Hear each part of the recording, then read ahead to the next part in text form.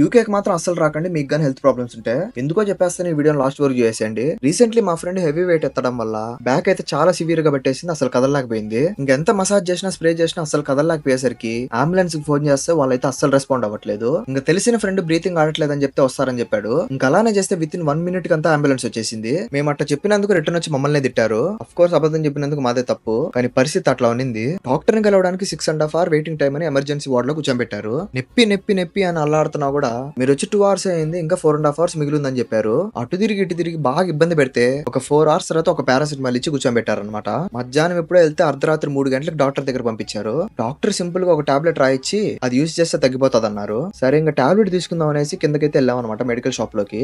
ఆ టైంలో ఇది మాలా లేదంటే హాస్పిటల్ అర్థమే కాల నాకు. ఇక్కడే బట్టల షాపులు ఉన్నది, ఇక్కడే గ్రాసరీ స్టోర్ ఉన్నది, ఇక్కడే ఫ్లవర్స్ అమ్ముతున్నారు, బొమ్మలు అమ్ముతున్నారు, కీ చైన్లు, ఇవన్నీ ఎందుకు అనిపించింది నాకు. బట్ ఎనీవేస్ ఇంకా మెడికల్ షాప్ కి వెళ్తే ఇక్కడ దోలా తీరిందయ్యా. ఫస్ట్ వాళ్ళు ఇచ్చిన ప్రిస్క్రిప్షన్ ఒక లైన్ లో నిలబడి వాళ్ళకైతే ఇవ్వాలంటే వెళ్ళి ఇచ్చేసి నాకు ఒక స్లిప్ ఇస్తారు. ఆ స్లిప్ తీసుకుని ఇంకో లైన్ లోకి జాయిన్ అవ్వాలి. ఆ టాబ్లెట్ తీసుకోవడానికి మళ్ళీ 1.5 hours వెయిటింగ్ టైం అంట.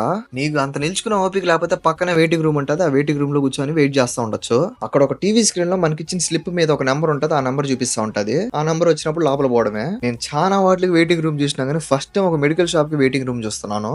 ఏం చెప్పారు చెప్పా? 20 minutes దగ్గర రమ్మని చెప్పిండు.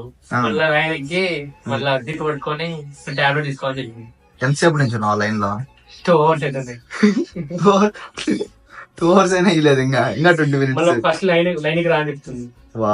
అసలు ఒకవేళ నిజంగా ఒక పర్సన్ కి చాలా సీరియస్ అంటే అప్పుడు కూడా 6.5 hours వెయిట్ చేపిస్తారా అని నాకు అర్థమే కాలేదు. ఇంకా వెయిట్ చేసే టైంలో అట్లా స్టార్ బక్స్ పోయేసి ఒక కాఫీ అయితే తీసుకున్నాము. ఈ చలి తట్టుకోలేకపోయేసరికి సో ఫైనల్లీ అట్లా టాబ్లెట్లు తీసుకున్నాం అనమాట.